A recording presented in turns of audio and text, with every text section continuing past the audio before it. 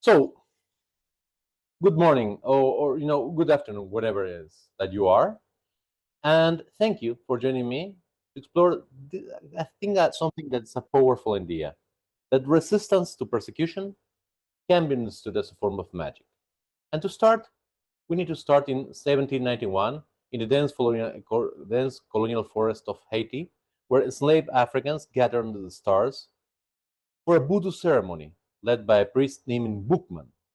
Bookman will become kind of the patron of our talk, as well as all the people who participated in those rituals will become our collective ancestors in this art, the art of resistance. Now, the rituals, the songs, and the shared resolve were not just spiritual acts. They were spells of rebellion that ignited the Haitian Revolution, leading to the world's first successful slave independence movement. This is a story that will introduce our team, Magical Resistance. But before we start, I want to define some things. By magic, I meant the creative, collective, and resilient art that have persecuted communities had used to defy oppression, from historical rebellions to modern social justice movements. Essentially, everything that changes reality. Today, we'll journey through history, through literature, and to contemporary activism to see how these spells of resistance have shaped the past and inspired the future. We'll begin with historical examples of spiritual practices as resistance, then we'll move to fictionalized narratives where magic symbolizes defiance, and then we examine how modern movements uses arts as symbols as their own spells. Again, the idea for me is less to give you a particular spell book, but rather how to examine how fiction and reality intertwine and are just non dual. Finally, we'll try to envision how this framework can guide social justice. The main thing is we will not focus on any tradition, since this is an open talk. I'm not assuming that anyone's a Buddhist, either those who are here or who are watching, and we'll try to talk in general terms that applies to most magical work. Still, it is probable that this wide focus will make specificity complex. We can address that at a Q&A and activities that we have at the end of talk. So again, as a definition, magic at its core is the art of aligning intention with the energies of the universe to create change. Now, I know that you're probably not accustomed to me talking about the energies of the universe. I am not accustomed myself to it. But because I want to cast a scope as wide as possible, I'm going to use a language as colloquial as possible, right? Then if we're talking Buddhism, we can specify more technical terms. But the main thing is that this is not about waving wands or defying physics. It's about focusing the heart and mind to shift reality. As the Buddha taught us to be mindful in every posture, walking, standing, sitting, lying down, magic is the same present but infused with a purpose. For us, magic is resistance. It is claiming power. It is protecting our spirits and it's transforming pain into strength. So, if that's magic, what do I mean by when I say spell? So, spell work or ritual is the practical side of magic. It's a ritual, a deliberate act, whether through words, through objects, or movement, that channels the intention that we have into reality. Think of it as mindfulness in action. Just as I discern, I am walking with every step, a spell is focused on the moment where we say, I am creating safety for my community. I am healing social illnesses, or I am strong enough to support my comrades. For our communities, spell work might be from lighting a candle to honor our truth, writing affirmations and showing them to people to shield against hate, meditating to reclaim peace, but essentially, it's taking action. It's accessible, it is personal, it is political, and powerful. So, before anything else, let me give you an invite. This invite is I invite you to think and reflect what act of resistance to oppression have you witnesses that felt almost magical in its impact? Think of it for a second while I drink my mate and we'll talk about it on the back end. Oh, it's quite hot. I will put it here, and on the next post I will drink it because it's smoking hot. So better safe than sorry. So for those of you who might not know me, right? A bit of background on myself. So I'm Lama Fedendino. I'm the director of the Tantric Revolutionary Center, which is an NGO that's focused on teaching Buddhism for social change. Also, I'm a researcher and a scholar of mindfulness, and my background is both on social science, being that a university professor and a researcher, as well as technology. Before this, I was the partner in charge of digital transformations at IBM, right? And then I left to focus on our NGO. I hope to use that background to shape this presentation focus. I dislike this kind of people who just do like social readings things without taking in consideration the context and the technological advance, and vice versa. People who just focus on tech. So I'm trying to present this as both as both readings at the same time. Having said that, and not to dwell too much on myself, just so you are aware where I'm coming from, let's go on the historical roots. Magic as resistance in persecuted communities. So let us begin a little bit with the history, where persecuted communities used spiritual practices as powerful acts of resistance. These practices, often labeled magic by oppressors, were in truth sophisticated strategies for survival and defiance.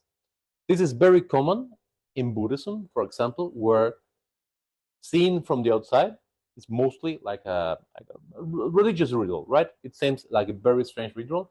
Whereas if you understand the context, if you understand the meaning of the acts that take place, it reveals a very interesting complexity of strategies to deal with obstacles and to acknowledge and to heal.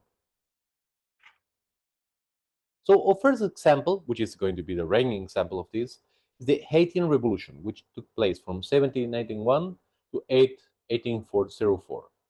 As you know, under French colonial rule, enslaved Africans faced unimaginable brutality. Yet, in August 1791, there was a voodoo ceremony at Bois-Caman, apologies for my pronunciation of everything, led by a priest, Bogman. This became a turning point. Bogman is the person who is immortalized in that painting. So the participants invoked ancestral spirits through song, dance, and a ritual forging, and this became a collective resolve to overthrow their oppressors. This was not just a ceremony, it was a spell of rebellion, united thousands across plantations. Now, by 1804, Haiti became the first black-led republic, providing with tangible power of such acts. Voodoo, far from being superstition that often we see in Hollywood movies, was a cultural and political force that preserved African identity and fueled resistance. And this is important because often people tend to forget the worldly applications of ritual. They think that rituals operates in a mostly void, which is kind of opposite of what we teach, right, in Buddhism. So what do I mean by this? Often when you see people trying to do a ritual, they misunderstood the ritual as I'm going to do the ritual and the spirits, gods, ancestors, whatever it is, will provide.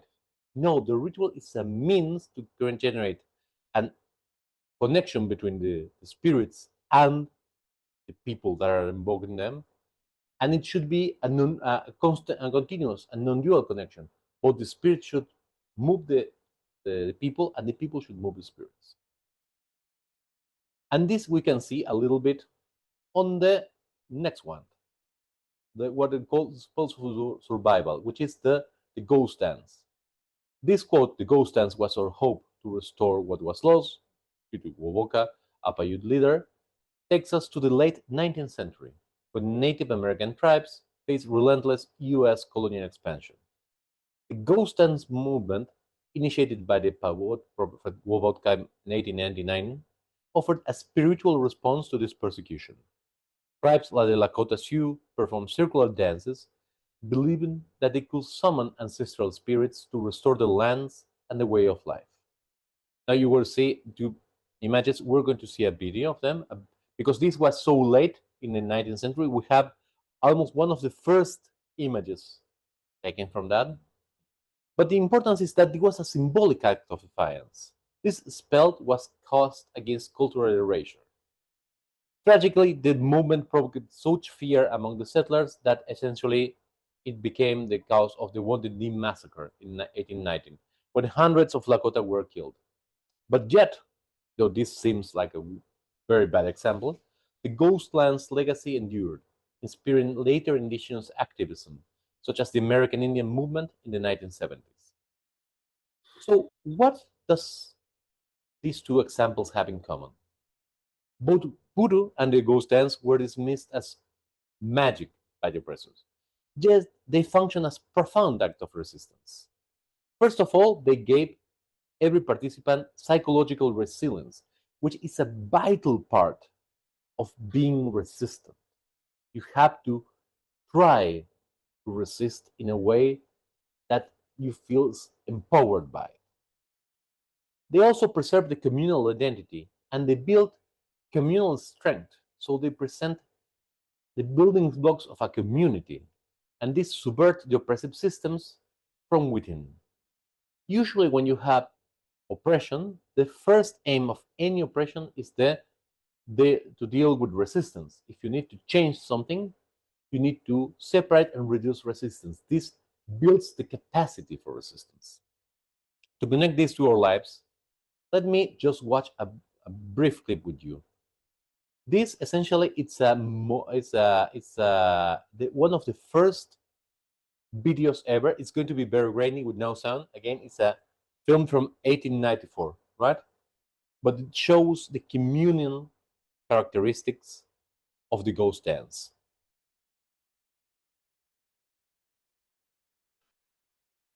You can see that there are young men and old men, and everyone is dancing in a circle with no structure. This becomes the building block of a new community, which again wasn't the same community that the Sioux have, right? This is the beginning of something new for the Sioux after Woolwalker teachings. Sadly, it was short-lived, as I say, in its main form, but it lived on as legends. It lived on as stories, right? Think a little bit on how stories live on, just for a second.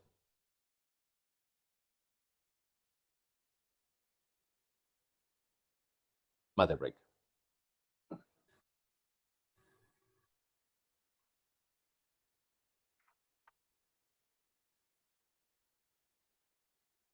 So, why stories are so important? History shows us that spiritual practice often became spells of resistance. But what happens with fiction? Often in fiction, magic serves as a powerful allegory for resisting persecution. These stories, set to imagined worlds, allow authors to explore real-world struggles, inspiring readers to imagine defiance. Again, the first step in every act of defiance is to conceive of defiance. You cannot act unless you feel that it may be possible. And often in cultures where the oppression is very strong, it is very important to have this first spark of this can be possible, which is, for example, in some insular cultures like Japan, right? Like Japan, or like sometimes in China less, but most Japan, and in Korea, the Hermit Kingdom, the knowledge of the rest of the world was such a close guarded secret because once you conceive that your way of living is not the way of living, but is one way of living, then you start thinking about change. So, in order to control people, you need to control their imagination. Whereas you can use also imagination to subvert it in a very tantric way. The same thing that enslaved us is the thing that can set us free. So let me give you an example. First, with Mistborn, which is a fantasy novel by Brandon Sanderson. Off topic, if you haven't read Brandon Sanderson, today is probably the most prolific author of fantasy in the moment, pretty much like George Martin was 10 years back and Tolkien was before him.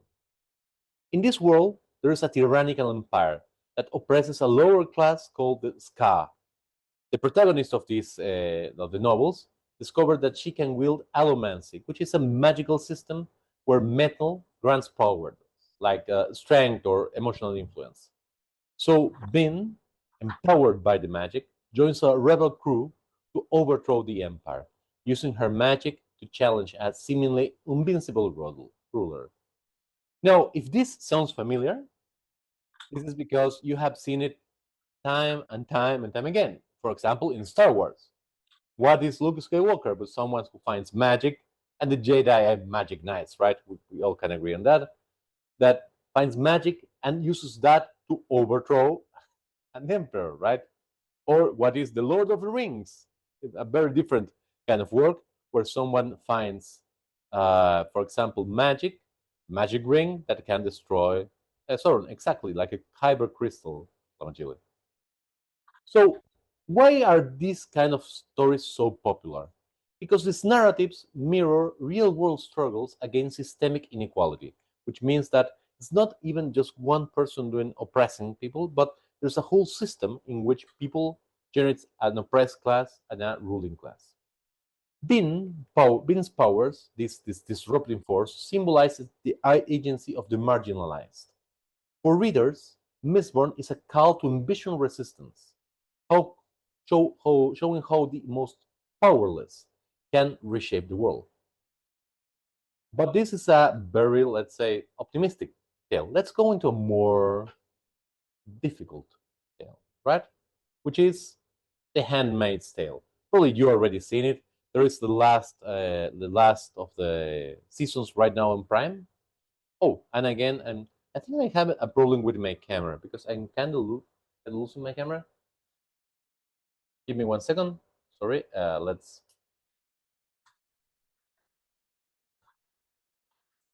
Well, I'll keep going, and in any case, I'll switch the camera if this doesn't reboot it, but it'll be all right.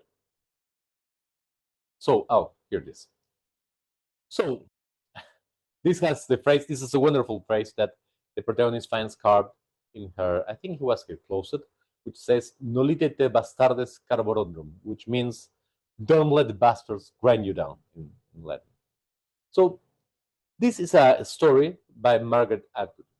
In this dystopian regime of Gilead, which set in the United States, women are stripped of rights and enslaved as handmaidens.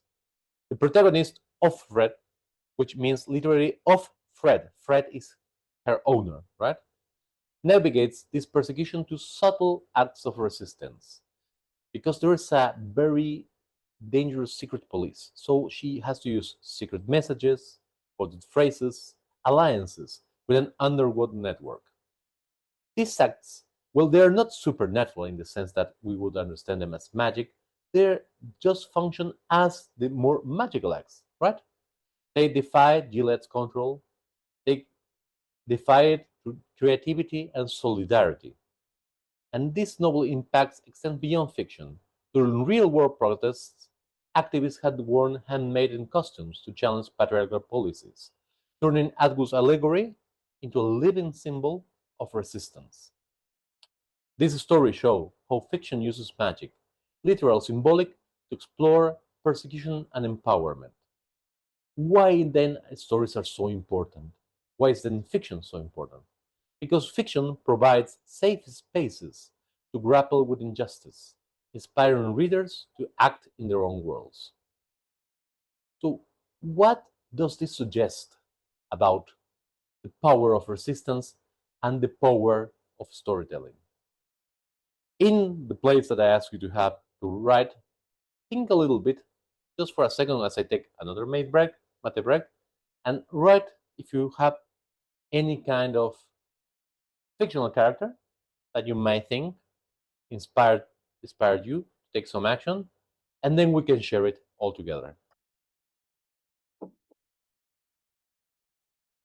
Por ahora bien, Tincho? Excellent.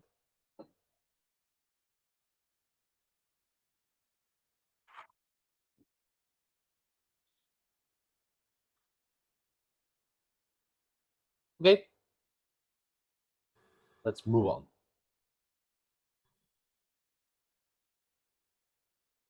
So, gets how can we see this in our modern lives? How do we cast resistance spells in our own world, right? So, modern social justice tend to try to answer this question using art, using symbols, and using collective actions as a spell against the persecution. These acts, like historical rituals, disrupt power and build hope. Let's consider the Lives Matter movement, right? Founded in 2013 after the acquittal of Trayvon Martin's killers, right?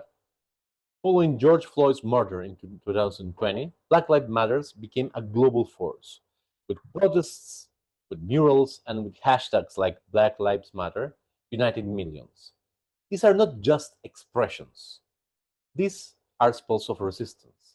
A mural with Floyd's face transforms the street into a site of remembrance and a demand of justice. A chant like "No justice, no peace" binds protesters in shared purposes. This act have shifted policies from police to corporate accountability, providing their transformative power. And you might think, hey, this was the case in 2020, and also, for example, with the Me Too movement, right? But now we are seeing backlash. And yes, this is the nature of struggle. Whenever you do something, some other person is going to do a reaction to it. The nature of a struggle is that it's not enough to just do it once. That is why in Buddhism we call the beings that work and struggle for other beings Bidyas or Bidyans, which means heroes, right? Because it is an heroic struggle. And this is something interesting that even in those people who are like the most right wing readers of Buddhism, like Julius Evola, for example, even himself very clearly understood that essentially this is the case, right? That you need to have a very clear struggle. Oh, sorry. Yes. So, oh, sorry. Extinction Rebellion is another thing that I wanted to focus. Extinction Rebellion, it's a manifesto that works for climate activism, which very interesting it took exactly the shape of the Handmaid's Tale. Took the very much the image of the Handmaid's Tale, right? And these are theatrical performances in a way because it has such a dramatic point of view, right? Essentially, what happened was that they generate an inordinate amount of interest, which in other more mundane protests don't have it. So they understand the power of fiction. Okay, guys, give me just 1 second. Somebody is pinging me, calling me. Second, I'm going to get back in just 1 minute. Give me 1 second. I'm sorry.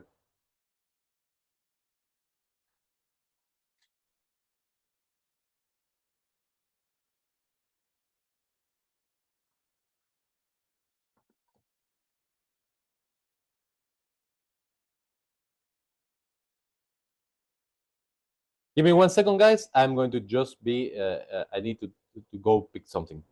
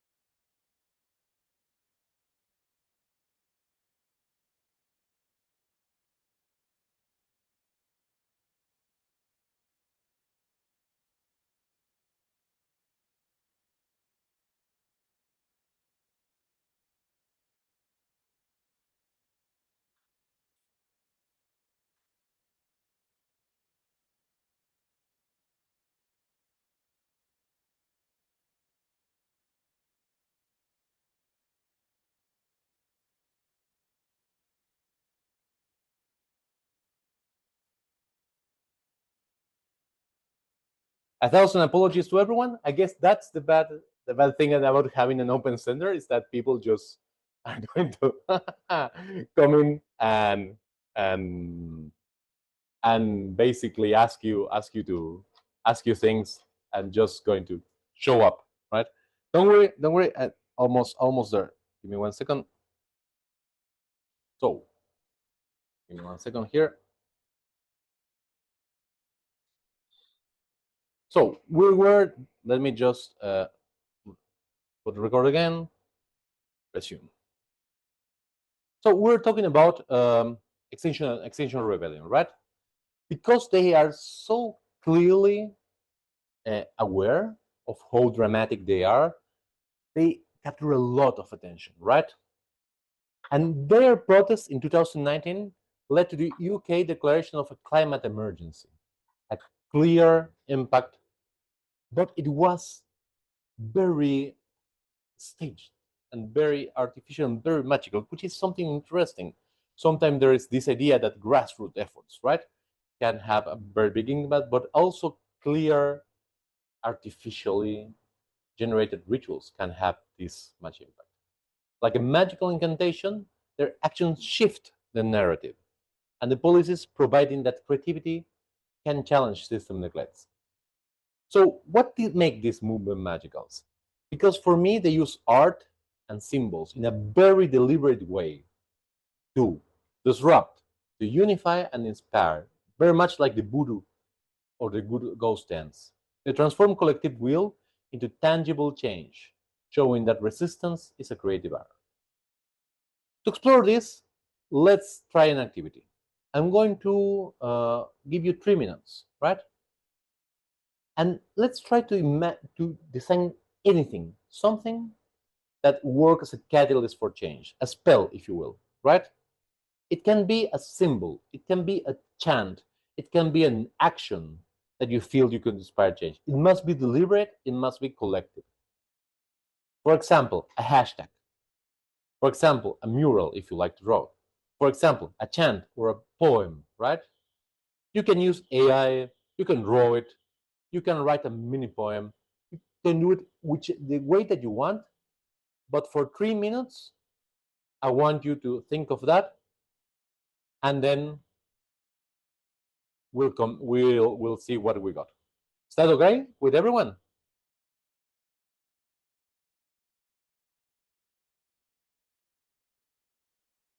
Okay? Yes, excellent. Then let's start. 3 minutes.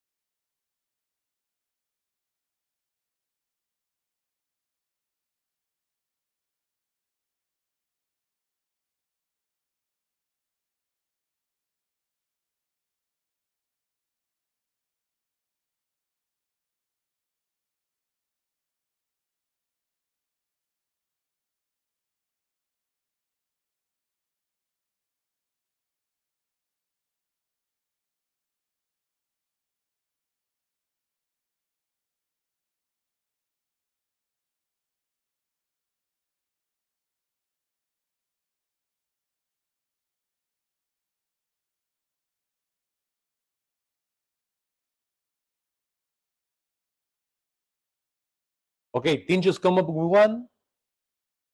Then you have 1 minute and a half to come up with another. I would like at least two or three more examples if you can.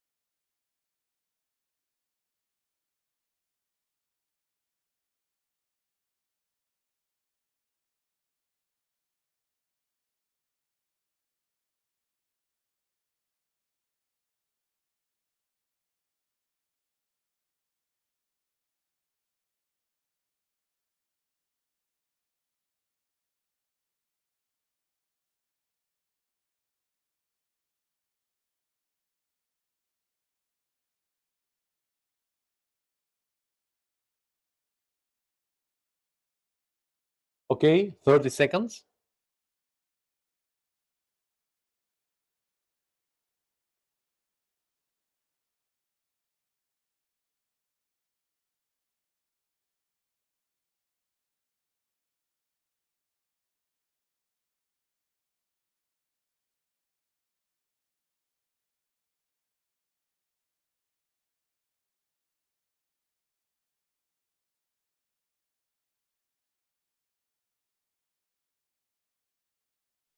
And time up. Does anyone want to share? Yes, exactly. Exactly. Does anyone want to share?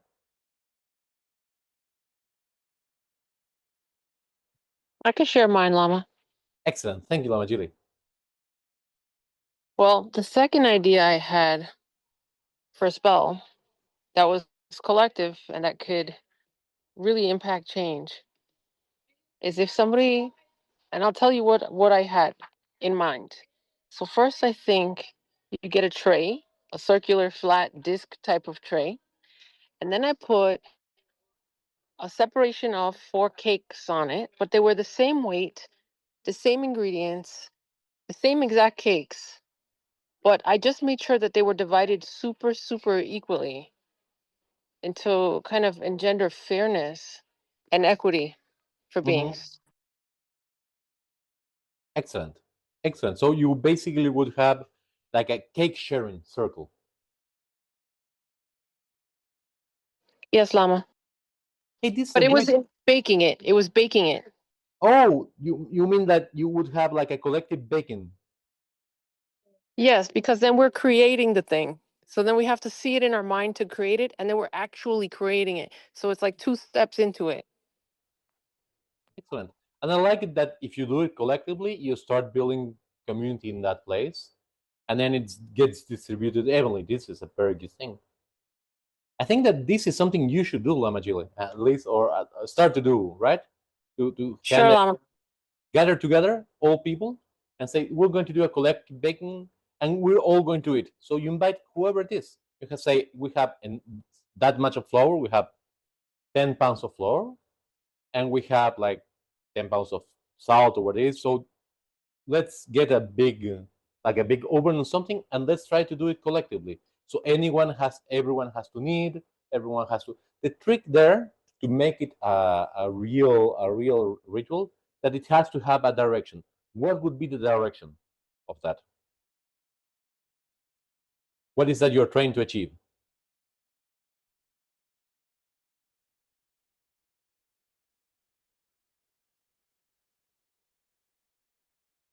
Navajilen?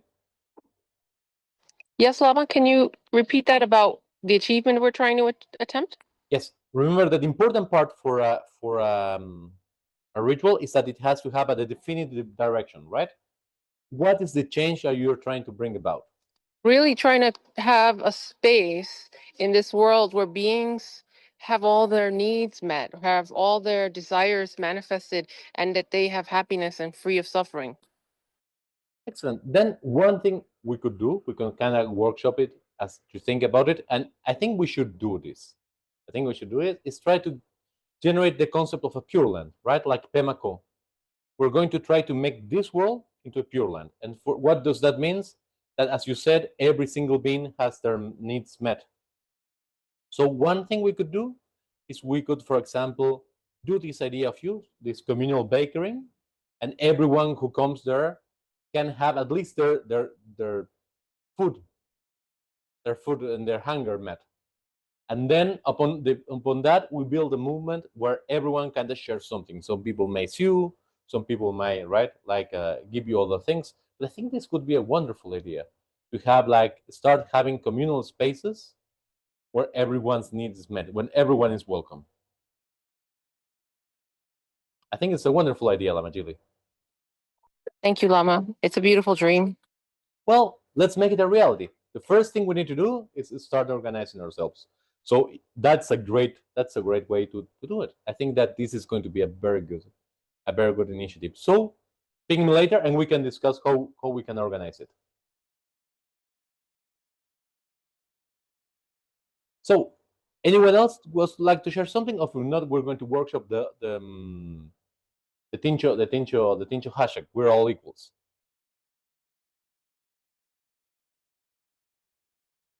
Okay, then how can we build something from a hashtag? Even something as minor as a hashtag has a lot of potential, right?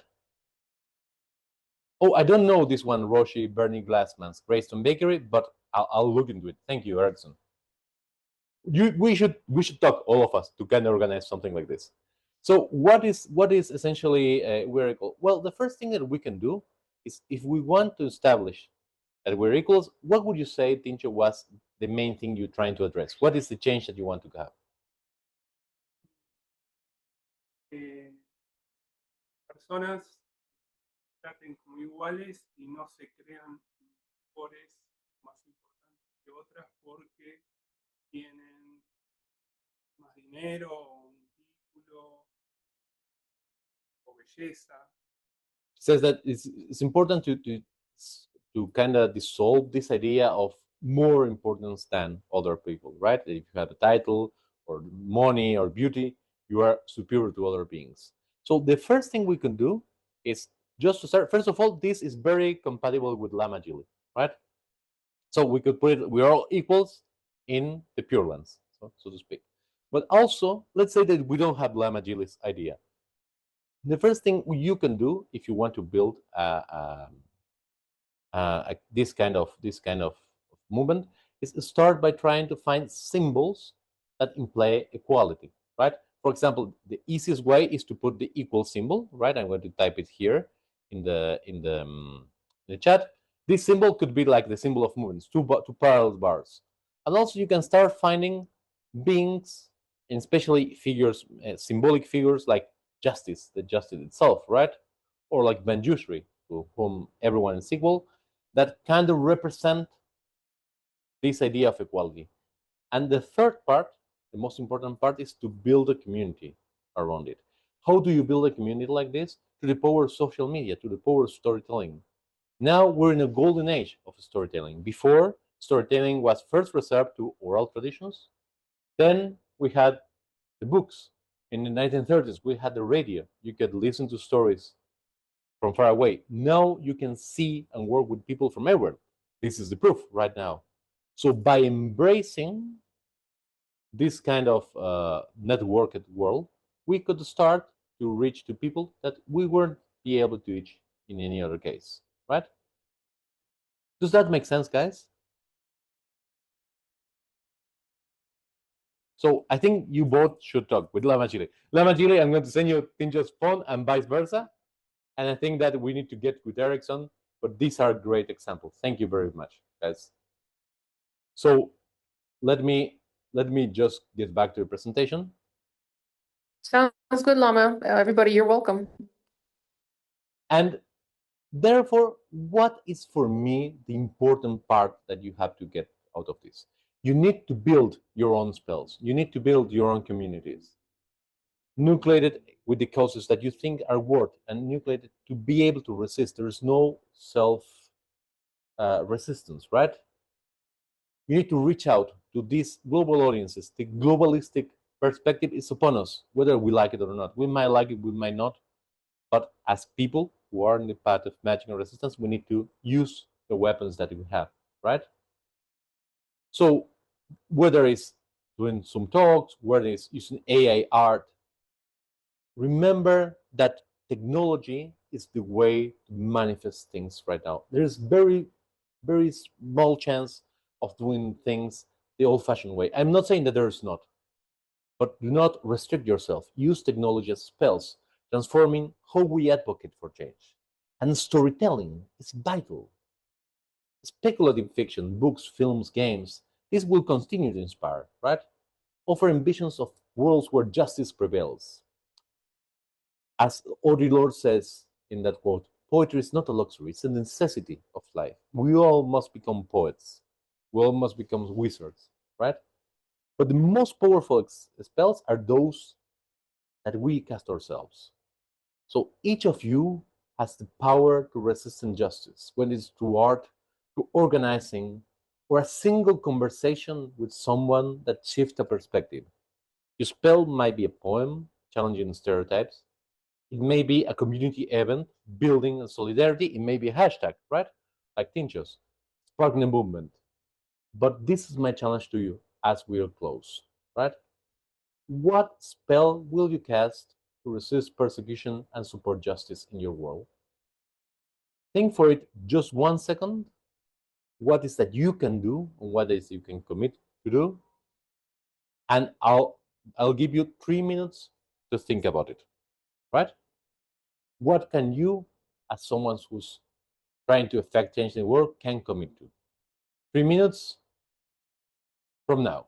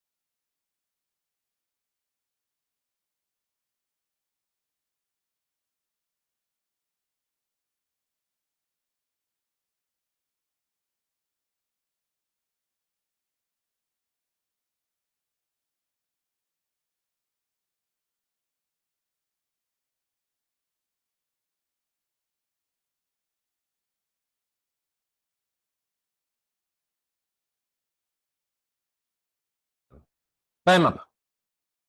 So let me see.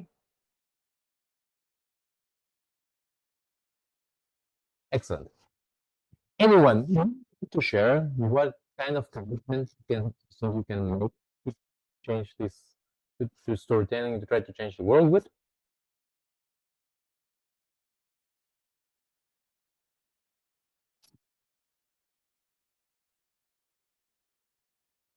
Yeah, I think I can go first. Yes, please. Yes. So I think right here where I am, I've been trying to I think, as you said, right, like it is really exhausting to try to do any of this yourself.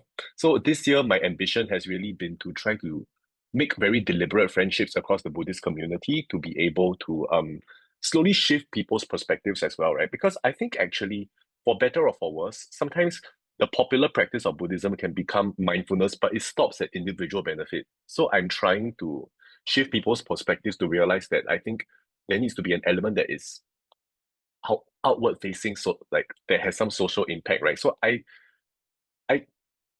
hope I can see some success soon, but I think in trying to expose people, like in just like shifting their mindsets, I think building that community is the first and important step that I'm trying to take right now. Thank you, Benson. This is perfect. This is perfect. This is wonderful commitment. If I'm going to send Melissa's book, it's called Scientific Mindfulness, in which I must confess I'm doing a little bit of a deception, so to speak, because I'm scientific. That is correct. Mindfulness also is correct. The problem is that the majority of evidence shows that if you practice mindfulness from a very realistic point of view, it's going to be very difficult to generate changes in your life. And you may say, why is that? Well, because we ourselves, right? The context of your job can dictate how much time you have for mindfulness, in which the social circumstances in your can impact how stressed you are, and so on. Like we live in Argentina, it's like every single new day is something. Like sometimes your house, sometimes your road is like a difficult part of Samsara itself. Can you hear me better now? Oh, sorry. Someone was saying the mic is muffled. Can you hear me all right? Better now. Excellent. Oh yeah, this is much better. So I think I have an interesting anecdote to share in response to that, right? So I was attending a sort of like Buddhist mindfulness session, and then we were having lunch afterwards, and we were talking about some issues, right? About something that happened in the news, and then I said, "Oh yeah, during my practice every day, I dedicate my merit to this person," and they all seemed like surprised. They were like, "Huh, you are so kind. Why are you doing this?" Then I was like, "What do you mean you are not doing this?" So that was a very interesting clash in perspective. Do you see that most people, sorry, Lamangili, I'm going to mute you a little bit because it's getting feedback. You will see that most people, especially most people in Buddhism, the one seems to think like this is something that's truly understood at this point. They have kind of this perspective. The other day, I was talking with Shifu Shihan, which is a Chinese teacher, comes here, and he was telling me his main obstacles, right? Well, two teachers sharing what is the greatest challenge you always this.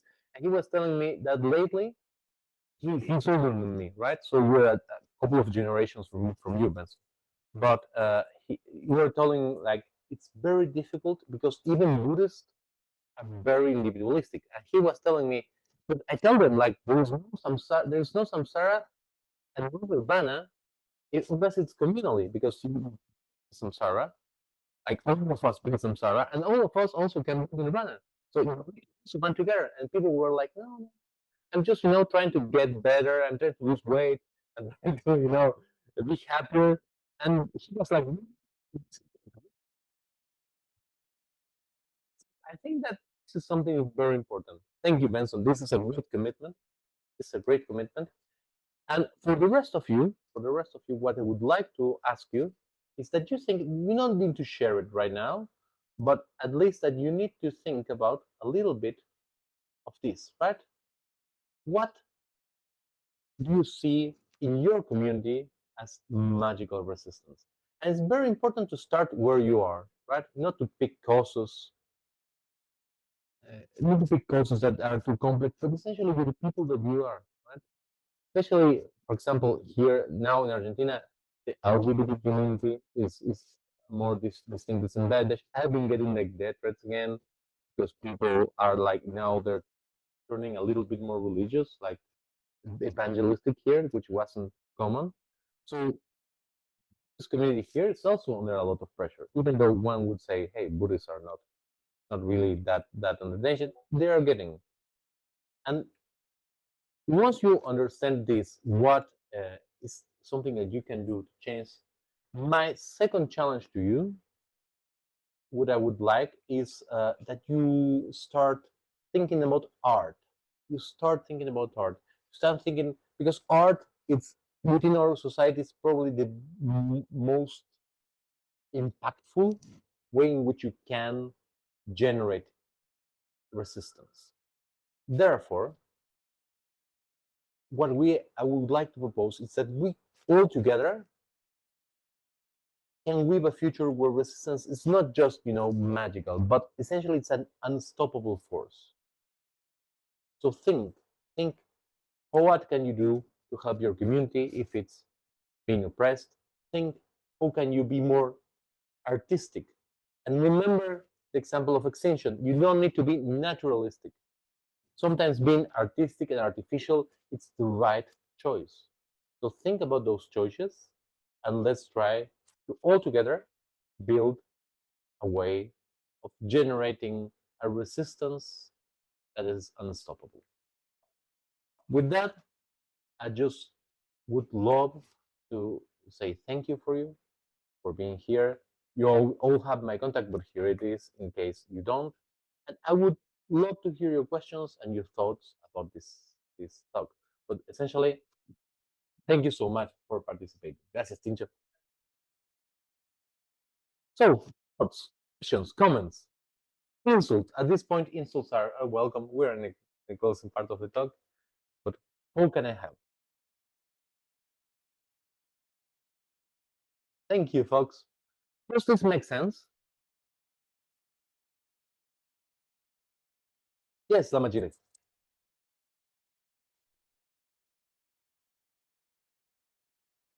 Lamajiri? Oh, yes. Oh, yes.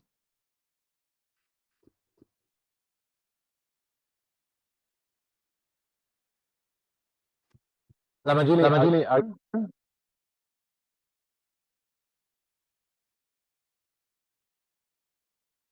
Okay, Lamajiri, you're muted, but you have your hand raised. Let me know if there's any questions.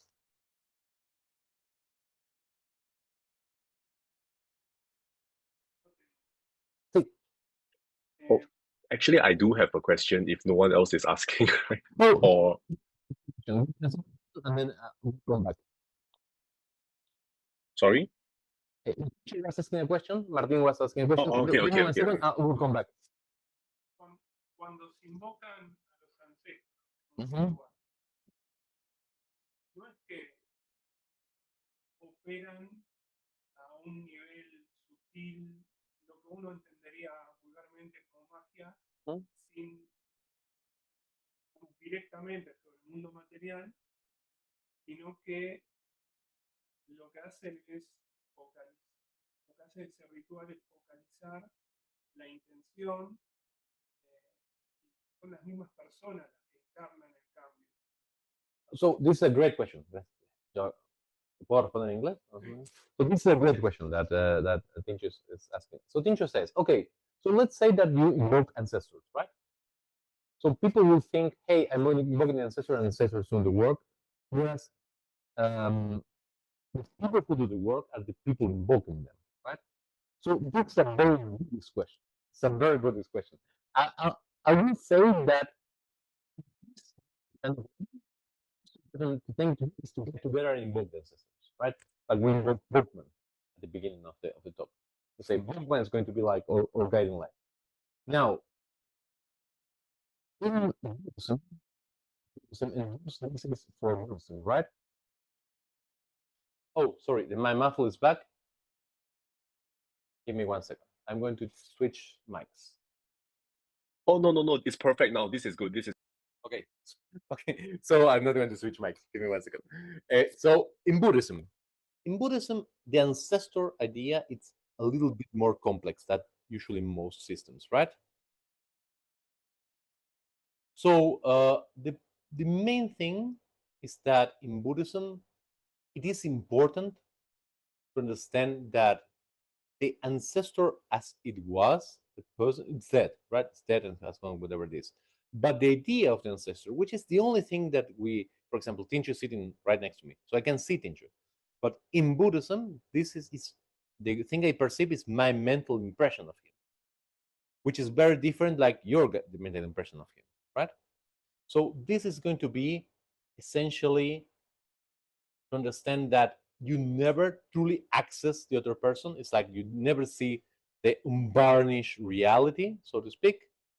But what you do is you access it through your mental impression. So if you have a good mental impression, it's no different than a person. Now, in most other systems, no, the ancestors actually work through magic. But even then, I would say that the most important part of it is for you to essentially understand that the ancestors work basically as an inspiration, right?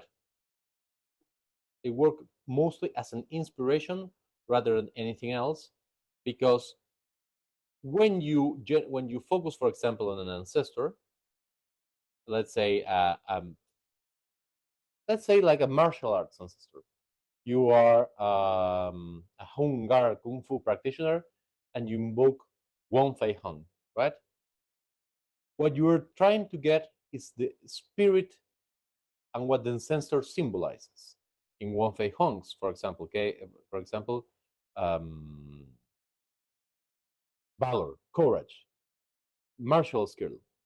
So I think that there's never a point where you, as a practitioner, invoke ancestors and ancestors work totally outside of you. Even in Haitian Burun, I have a friend who's a Hongan, and they invoke Bogman, right, with the Petrolo and everyone else. But it always works with the medium with the medium that's possessed, right? It always works through a person. That's why you have possession. It's not like, okay, I'm going to invoke, I don't know, the Petro family, which is a very like wrathful family, and that's it. You always invoke through the medium of somebody else. So this idea of like fire and forget doesn't exist. What does exist is you being possessed by Bogman, right? And being in a way ridden, they call it the rider, and you are the horse. So you act in the spirit of. Does that make sense? Yeah. Excellent. Yes, Benson, you had a question. Sorry. Oh, yes, yes, yes. Thank you. So I think it's kind of related to this. It's also about the sort of spirit and even deity allies that you work with, right? So I'm thinking especially in very like religiously and spiritually diverse places, and especially in situations where if you're a tantric practitioner, you cannot tell people what you are doing, right? If you end up working with practitioners of other faiths as well, right? How do you go about like or is there even the necessity to perhaps like designate a patron deity for this? How do you go about finding the middle ground when people of different practices and ethos come together? Another excellent question. Thank you, Benson. So I'm going to tell you how I do it, right? And then it may help, may not be the best answer. So the thing that I tend to do is, first of all, I tend to remember that as a Buddhist, we are free to pay homage to all deities, right? Even like the Christian God, that's perfect. It's a very powerful spirit. Like we pay homage. The only thing is we do not take refuge in them. But there is nothing preventing us for going, for example, when I have a lot of friends here who are Umbanda Pais, which is kind of like African traditional religions. So they invite me, and I always go. For example, there's a small cabinet with the spirits, and you knock to pay homage, and I knock to pay homage. That's wonderful. I just don't take refuge in them. They are not the guiding light of my life, but I acknowledge them, and I pay homage, and I do offerings to them, and they like it, and it's very respectful. So being respectful is one first thing. Second thing is usually what I try to do is I try to, as a tantric, I cannot probably share a lot of my practices, but what I can do is also either adopt. Usually, I try to adopt like a myself personally, either a deity that is big enough to hold everything, like for example Hecate. Hecate started to appear at Sumpadesha from the actions of a group of feminist practitioners who wanted to do a ritual, but they were like Catholics and a lot of things. And Hecate was first, the idea of Hecate appeared there, right, to practicing this. Or most lately, what I do is I try to find a person who was like Bogman, and I try to invoke the spirit of that person. Again, when I say invoke the spirits, I do not mean like a ghost appears, but essentially, what do? We read excerpts from the work. We read their poetry. Poetry is very important in this. It's, I would say, one of the keys. We read the poetry. We read their life. We try to inspire. If they dance, if they have songs, we do all of that. If they had songs about them, even better, right? Not the songs that they wrote, but the songs that somebody wrote about them. And we use this as the unifying force. Why do I try to use people instead of deities? Because at least here in Argentina, deities, they provoke a little bit of reaction, right? Unless it's the deity that you worship. It's like if I go to someone who is, like, say, Jewish, with the idea of Hecate, they're going like, The Buddha maybe can accept it, but up to a point, right? Up to a certain point. Then it's like, but do you worship as you worship God? And then you get into all these kind of arguments. So my idea is find a teacher like Ikkyu in Japan to talk about women equality, right? Let's find a teacher. Let's focus on that. Invoke him, and it will help. If you like, one of the things that we can do, I can teach in this kind of open format, is how to find patrons, like patron figures, and how to write poems and how to invoke them in a more ritualistic context. But does that make sense, Benson? Oh, yes, it does. Thank you. Thank you. So Miguel asked, more ancestral genres, there's a special figures like Mother, like Virgin, the Guadalupe Virgin. Yes, of course, massive figure in Mexico if you are Catholic. If you're not a Catholic, there are some places like the Zapatista movement where, it's not as well received. But yes, I think that the Virgin of Guadalupe, for most people in Mexico, Me refería más que nada al arquetipo de la madre como tal. Puede ser la madre tierra y todos los seres humanos como hermanos, digamos. No solamente el arquetipo y también el arquetipo de la feminidad primordial, digamos, ¿no? Que de algún modo es lo que nos pudiera hermanar. Aquí en México, por ejemplo, hay, sí, el culto a la Virgen de Guadalupe, pero también el culto a la Santa Muerte, que viene de una diosa relacionada con la tierra y que se transformó, bueno, en eso, ¿no? En una calavera, ¿no? Que protege pues a las personas que le rinden culto, ¿no? Pero iba más que nada a ese sentido, ¿no? De esa maternidad protectora. What Miguel is saying is that he's not meaning the Virgin of Guadalupe, but rather the archetype of femininity and the archetype of Mother Earth that can help. Because, for example, there in Mexico they have the Virgin of Guadalupe, yes, but also they have like the Holy Dead, right? That came from a kind of earth goddess. So here is the thing. I agree with this, Miguel. But there is a risk in using archetypes. Sometimes by using such wide figures, like the feminine archetype, right, of the mother, they're so big that they're unspecific. Because then you have also like people in people in power worshiping the Virgin, right? So the trick, and I think I'll do a talk about this. I think this is probably a good takeaway from this. You have to pick the figure that essentially represents your struggle.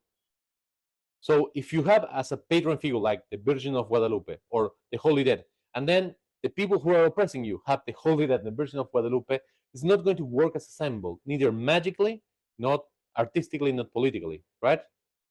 So you can select one of those sub symbols, right, to keep it there. Like when you go to Mexico in the Sonora market, right? There's a lot of statue of Santa Muerte, but also there's some people who are oppressors who kind of use the image. So you have to be very smart on which kind of symbol you pick. It has to be representative enough that people band together.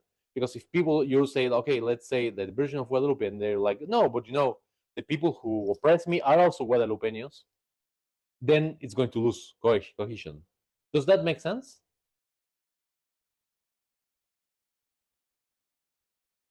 Miguel, ¿quiere que lo diga en castellano, por si acaso?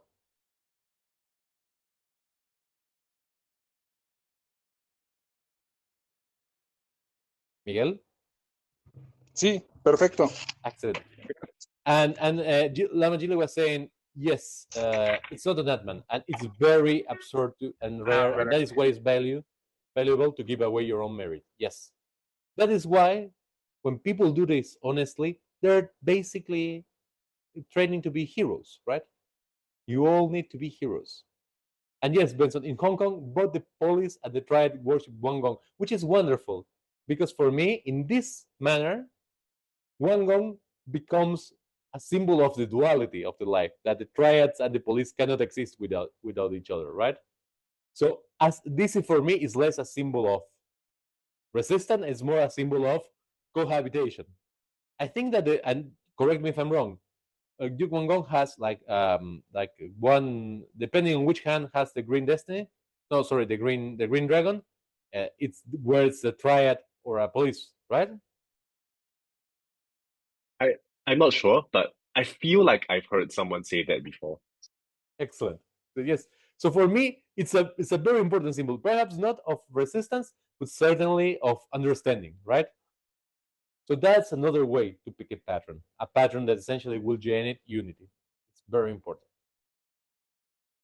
So thank you, everyone, for having come to this meeting. I think this was a very, at least for me, rewarding to hear your thoughts on it. If you like, what we can do is for next month, start talking about how to organize and how to pick a patron, right? And what would I do personally to kind of have it preside over meetings? And you can bring also what chair patron you want, and we can discuss this. But remember that the trick of it is that you don't do it for yourself, by yourself. Whatever you do here, we do it together through art, through storytelling, and ritual. Thank you, everyone, for being here, and I hope to see you again soon. Have a great night. Bye-bye. Bye-bye, Lama. Thank you. Ciao. Bye, Adios. take care.